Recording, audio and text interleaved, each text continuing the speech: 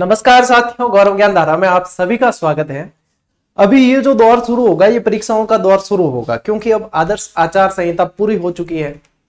तो विद्यार्थियों के मन में जो है तरह तरह के सवाल उठते हैं। उन सवालों के समाधान के लिए, या आप ये कहूं मैं कि शंका के समाधान के लिए आज का ये 5-7 मिनट का मैं वीडियो बना रहा हूं, जो बनती कोशिश आप लोगों की शंकाएं दूर कर देगा। तो सबसे बड़ी शंका जो विद्यार्थियों के दिमाग में अभी आ रही है कि सर 50 जिले ही पढ़ने हैं हमें या 33 वापस हो सकते हैं, क्योंकि एक उप समिति का गठन हुआ है।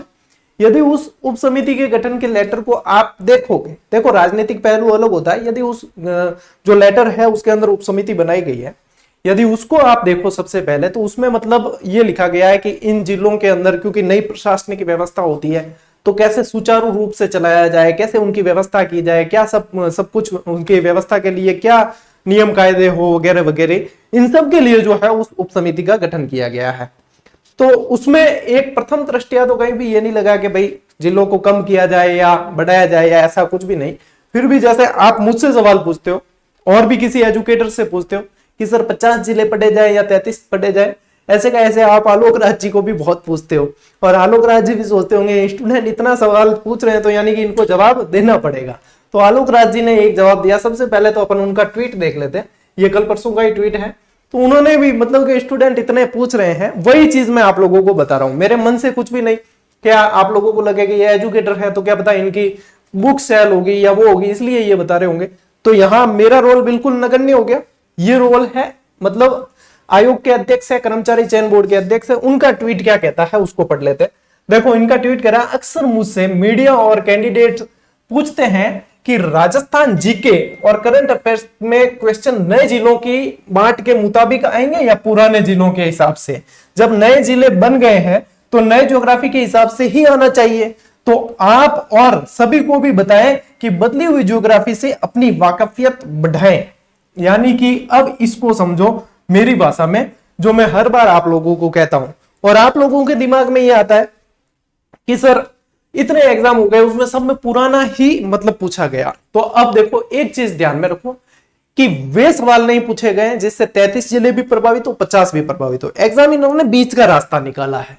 ये नए जिले बनने के बाद जितने भी एग्जाम हुए, अब ऐसे डायरेक्ट नहीं है जिसमें 50 जिले के आधार पे भी उत्तर बने और 33 के आधार पे उसमें से बीच में से निकला एग्जामिनर। ऐसे कई सवाल बन जाते हैं जो बीच में से निकल सकता है, वे सवाल पूछे गए हैं। सबसे पहली बात तो यही चीज अब इस न्यूज कटिंग की, ये भी कल परसों की ही है, ये उस न्यूज कटिंग के अंदर भी यही चीज कही गई है। देखो कुछ चीजों पे अपने को सोचना चाहिए और अपना विवेक खुद काम में लेना चाहिए। देखो इसमें क्या लिखा है कि अब प्रतियोगी परीक्षाओं में 33 के बजाय प्रदेश में 50 जिलों के आधार पर पूछे जाएंगे सवाल। अभ्यर्थियों के असमंजस पर अध्यक्ष आलोक राज जी ने किया स्पष्ट, यानी कर्मचारी चयन बोर्ड के अध्यक्ष है, और इतने एक्टिव अध्यक्ष कभी नहीं आए।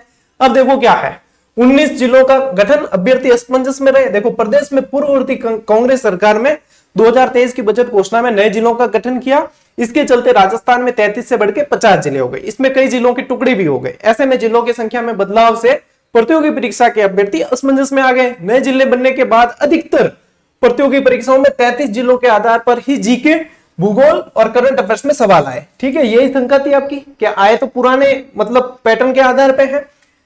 अभ्यर्थियों ने लगातार असमंजस के चलते परीक्षा आयोजक संस्थाओं से भी सवाल किए, मगर नए जिलों के आधार पर प्रतियोगी परीक्षाओं में सवाल आने को लेकर कोई स्पष्ट जानकारी नहीं मिल पा रही थी, जिसके आधार पर आलोक राज जी ने अब स्पष्ट किया है कि 50 जिलों के आधार पर ही आएंगे सवाल। अब देखो इन्होंने क्या कहा, कर्मचारी चयन बोर्ड के अध्यक्ष आलोक राज जी ने दैनिक भास्कर से बातचीत में स्पष्ट किया कि बोर्ड की ओर से होने वाली आगामी प्रतियोगी परीक्षाओं में वर्तमान स्थिति के आधार पर ही सवाल पूछे जाएंगे, यानी 50 जिलों पे।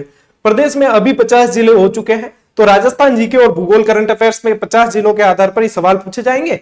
सिलेबस को वर्तमान के आधार पर ही अभ्यर्थियों को पढ़ना होगा।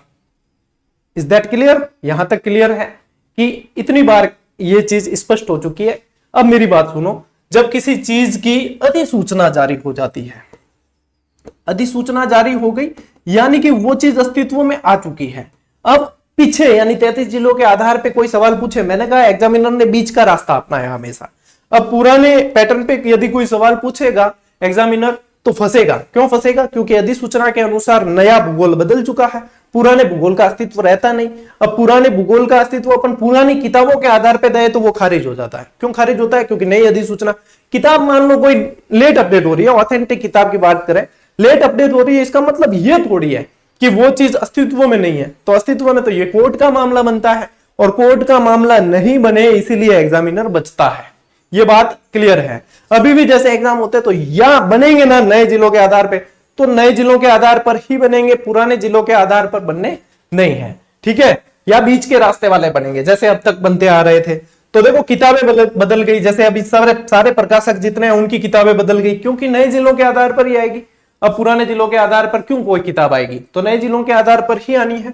यही चीज यहां से स्पष्ट होगी। अब देखो, अब आप लोगों को लगे कि सर हम 50 जिले याद कर लें और फिर मान लो कोई टूट गया या बदल गया, तो नुकसान आपको नहीं है। जो परिस्थिति के साथ साथ एडजस्ट होता हुआ चलेगा ना, वो वापस वहीं पे एडजस्ट करेगा। जो इंतजार करेगा तो एक तो वो क्या है, एक बहुत लंबा समय जो है, एक मूवमेंट जो है वो खो देगा, और फिर वापस उसको कवर करना भी मुश्किल होगा। मैं दावे के साथ कह सकता हूं जिन्होंने समय के साथ साथ 33 से 50 में अपडेट हो गए, उन्हें मान लीजिए इक्का दुक्का जिला इधर उधर हो भी गया तो फर्क नहीं पड़ेगा, क्योंकि वो अपने लेवल पे अपडेट कर सकते हैं। क्यों कर सकते हैं? क्योंकि वो सक्रिय विद्यार्थी है, वो चाहते हैं, उनके अंदर आतुरता है, उनके अंदर ये उदासीनता नहीं है। तो अपने आप को मतलब उदासीन बनाना ही क्यों है? जब 33 से 50 हुए तब हमने आप लोगों को असुविधा नहीं होने दी, आप लोगों को पूरे अपडेट कर दिया। तो जब मान लीजिए इक्का दुक्का कोई हो भी जाए तो क्या हम आपको सहयोग नहीं करेंगे, अपडेट नहीं करेंगे? चांस नहीं है। अधिसूचना जो है मेरे हिसाब से जो अभी नई उप समिति है, तो कैसे भाई व्यवस्था कैसे चलानी, संचालन कैसे करना है, तो ये चीजें तो वो करेगी तभी होगा। भाई खुदा न खास्ता मान लीजिए कि इक्का दुक्का कोई जिला तोड़ भी दे या वो हो जाए, तो अपने को थोड़ा सी अपडेट होना पड़ेगा, है ना। अभी आप बिल्कुल उदासीन बैठे हो तो आप लोगों के न्यूरॉन्स जो है वो निष्क्रिय हो जाएंगे, फिर आप अपडेट नहीं हो पाओगे। आप चाहोगे कि हम फटाफट से अपडेट हो जाए, तो उन बच्चों के मुकाबले अपडेट नहीं हो पाओगे जो सक्रिय है। सीधी सी बात तो ये है। और अब दूसरी बात यह कि जिले बनाना, नए जिले बनना यानी जनता सीधी सीधी तरीके से खुश है। उन जिलों को निरस्त करना यानी कि जनता की सुविधाएं वापस से लेना, तो सीधी की सीधी जनता नाराज होती है। चाहे कोई भी सरकार, चाहे इलेक्शन पास हो या नहीं हो, जनता की नाराजगी सीधे सीधे अपने पर नहीं लेना चाहेगी। जो मेरी सोच है भैया, मैं ज्यादा राजनीतिक सोच नहीं रखता हूं, लेकिन फिर भी सामान्य इंसान की तरह सोचता हूं, तो मेरी सोच ये कहती है। बाकी आप लोग सोच सकते हो। तो यहां पे मैंने ये स्पष्ट किया है, मेरा इसमें कोई भी मतलब वक्तव्य वो नहीं है। मैंने बताया आपको अध्यक्ष आलोक राज जी का, अब ये तो ऑफिशियल है चीज। भाई कई लोग कहते हैं सर आपने ये कहा था, अब मुझे बीच में से हटा दो। अब तो कहा है किसने? अध्यक्ष साहब ने कहा है, और ये अभी की न्यूज है, क्योंकि अभी जो प्रतियोगी परीक्षाओं में सवाल बने उनके बारे में भी यहाँ स्पष्ट बताया है। यही चीज मैंने टेलीग्राम पे भी डाली थी, ये ट्वीट एक बार वापस देख लो आप। तो कुल मिला के अपने को जो है समय के साथ चलना बहुत जरूरी होता है। निष्क्रियता जो है वो लेके डूबती है, जितना व्यक्ति सक्रिय है वो अपने आप को एडजस्ट कर जाता है। और ये जिंदगी जो है एडजस्टमेंट का ही दूसरा नाम है, समायोजन सभी को करना पड़ता है। अब रही बात विद्यार्थियों की, वो विद्यार्थी जो ये इंतजार कर रहे थे सब जीजीडी फैक्ट की बुक कब आ रही है और जिला दर्शन वाली, तो मैं आप लोगों को बता दूं ये जीजीडी फैक्ट की किताब जो आप सभी की मतलब चाहत बनी हुई है, ये आज मेरे हाथ में नहीं आई है, ये मेरे हाथ में कल तक आ जाएगी, यानी कि मार्केट में कल उपलब्ध हो जाएगी। तो सभी दुकानदारों को परसों तक मिल जाएगी, यानी आपके आसपास के दुकानदारों तक परसों तक ये किताब पहुंच जाएगी, यहां तक मेरा अनुमान है। लेकिन अभी जिला दर्शन की ये किताब जो वस्तुनिष्ठ व्याख्यात्मक है, 50 जिले 10 संभाग, क्योंकि अब नए जिले ही पढ़ने हैं ये स्पष्ट हो चुका है, तो ये 50 जिले 10 संभाग सुपर व्याख्या के साथ में जो है ये मार्केट में आ चुकी है। लेकिन मैं इसका भी वीडियो तभी साथ में बनाऊंगा जब जीजीडी फैक्ट वाली बुक का वीडियो बनाऊंगा, तब इनके दोनों का विमोचन का वीडियो बना दूंगा। इन दोनों में क्या है, इनकी प्राइस क्या है, कैसे मिलेगी, ऑनलाइन कैसे मिलेगी, सब चीजें अपने वहां पे मैं उस वीडियो में एक वीडियो में बता दूंगा आप लोगों को। ठीक है, तो आज आपकी जो शंका थी, जो सवाल थे इनसे रिलेटेड, वो भी क्लियर हो गए और नए जिलों से संबंधित जो थे वो भी क्लियर हो गए। बाकी आप अपने विवेक का इस्तेमाल कीजिए, क्योंकि इंसान जो है विवेकशील प्राणी होता है। ठीक है, मैंने जो है पहलू, तथ्यात्मक पहलू बताए हैं, जो तथ्यों के आधार पर कोई मन गढ़ंत बातें नहीं बताई और पुख्ता तथ्य के आधार पे आप लोगों को समझाने का प्रयास किया है। बाकी देखो ऊंट किस करवट बैठता है, ऊंट क्या करवट बदलता है, ये तो भविष्य के गर्भ में, लेकिन अभी जो सामने स्थिति है उससे मैंने वाकिफ कराया। कुल मिला के कंटिन्यू रहना और समय के साथ साथ आप चलते रहोगे तो आपको कोई समस्या नहीं होगी।